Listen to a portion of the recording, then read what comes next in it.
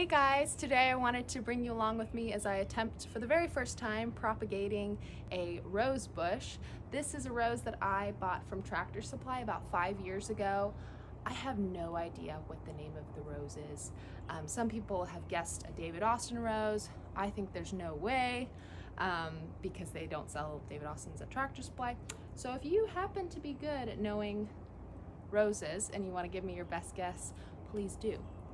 So today I want to get a few cuttings off of this because I love this rose bush and I would love to have more of it in my garden, and since I don't know what it's called, I don't know where to buy it. So first off, we need to find the right type of cane to use for propagation. And I have done quite a bit of research and watched other people on YouTube. Backyard Paradise has a great video that I'll post in the description. So I'm just kind of following her method, so full credit to her. So first off, here's what we don't want. We don't want a cane that's crazy floppy, that we can move around, that's thin, super flexible. That will not work for propagating. It's springtime, and so there's lots of new growth, and what we need to wait for is a cane that is mature enough that it's had flowers. And you can see I've already deadheaded the top of this one and this one, and they still have some flexibility, but they're not floppy. So that's what we're looking for. That's what we're going for today. So I'm gonna follow, let me scooch over here. I'm gonna follow this cane pretty far down, actually to where it first grew out, and I'm gonna cut right there, and I'm gonna break this down. Now we're gonna cut this second one, and this one is a little bit longer than the other one, and probably gonna get some thorns in my hands, but I'm gonna go far down and I'm gonna cut. So another nice long stem that we get to move into smaller pieces. So let's go ahead and go over to our supplies.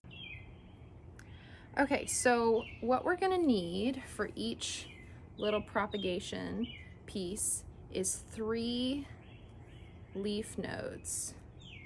Okay, so now that we have 3 leaf nodes, I'm then going to cut right above that last leaf node. Okay, and what we don't need is this bottom set of leaves, but we're gonna keep some leaves at the top, and we're gonna keep 2.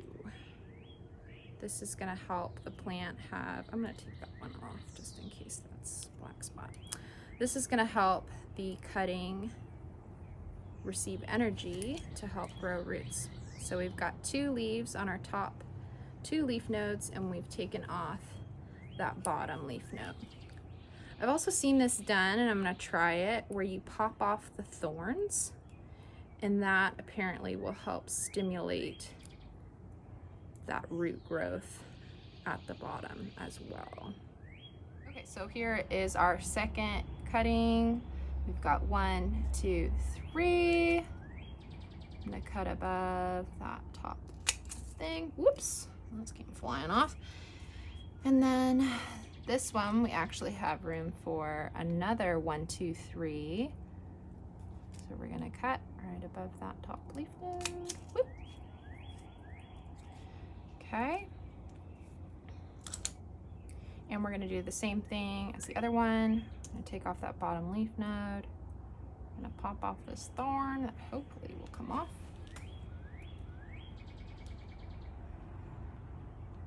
Man. Okay. And then I'm gonna cut off all but 2 on each. Okay, so we've got our little cuttings here, and I'm gonna go over all of the supplies that I'm using.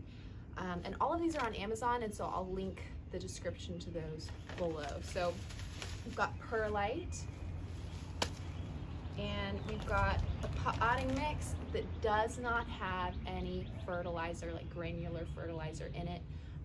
From my research, I've been told that's really important to not have that extra fertilizer. So this is an organic potting mix, and I'm sure there's lots of options, but you just don't want that granular fertilizer in it. Okay, and we've got our powdered rooting hormone. And this method is actually called the cookie jar method, which I think is cute. And the reason why it's called that is because we're actually gonna put our little cuttings inside a cookie jar. And this cookie jar I bought from Walmart. It's a 2-gallon cookie jar, and I think it was $13, so really reasonably priced. So yeah, we've got all of our supplies, we've got our water, so let's get started. Okay, so I've already put the mix that we need in here. It's gonna be 2 parts perlite to 3 parts potting mix.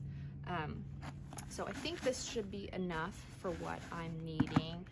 I'm just gonna go ahead and mix this with my hands. Okay, and then we've got our water.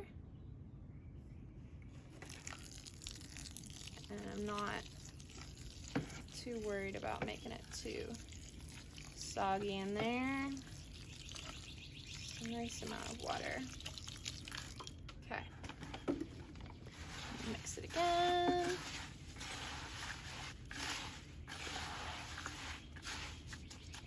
Okay. These are fabric pots, and I forgot to mention that in our supplies. I also got these on Amazon. So this is what we're going to be using for holding our cuttings inside our cookie jar. Okay, so I'm going to go ahead and scoop out our mixture. Let's see how neat and tidy I can make this. What's nice about these fabric pots is that they're going to let the water drain out if there's too much water in here. Make sure I mix that perlite well. Okay. And we're going to want a little bit of room at the top still. Fill it up, maybe one more scoop. Okay.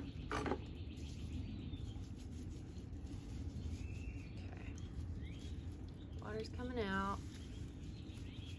You want to make sure that it's not sopping wet. So you can see this one's kind of dripping a little bit, which is fine, but you might just squeeze out some excess moisture. Want it to be moist, but not sopping wet. All right, so we've got our little pot there, ready to go. With our pot, we're gonna make a little bit of an indentation for our cutting. You can use a pencil, you can use your finger, whatever you can find. So here is one of our cuttings. Remember, 1, 2, 3. We're gonna take that bottom part and we're gonna dip it in the rooting hormone. Okay, we've got it nice and covered.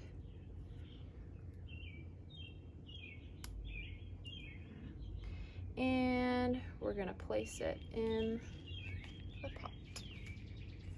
Okay, and we're gonna pack in the soil.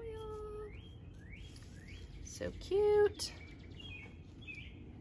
And we're gonna place it in the cookie jar. So I have my little baby cuttings in here, and you might be able to see it's actually already getting a little humid in there, which is exactly what we want. It's building like a greenhouse environment where it's just really humid, and that's going to help encourage the cuttings to root out and grow.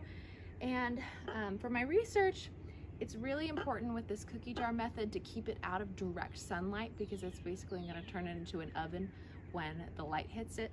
So you need to find a spot that gets a lot of indirect sunlight without the direct sunlight. So I'm probably going to put it on my porch, far enough back that it doesn't ever get the direct sun, just the indirect sun. I also may put it inside next to a window that doesn't get that direct sunlight either. So we'll just see. I haven't decided yet, but I will definitely keep you posted. I'm expecting, or at least hopeful, that I'll see some roots within the next three or so weeks. We'll see. So here's a little 3-week update for y'all. As you can see, I did decide to place my cookie jar inside. Near my front window. Our house faces south, and here in the summertime the sun's not directly going into the house, so it gets a lot of indirect sun without having the direct sun.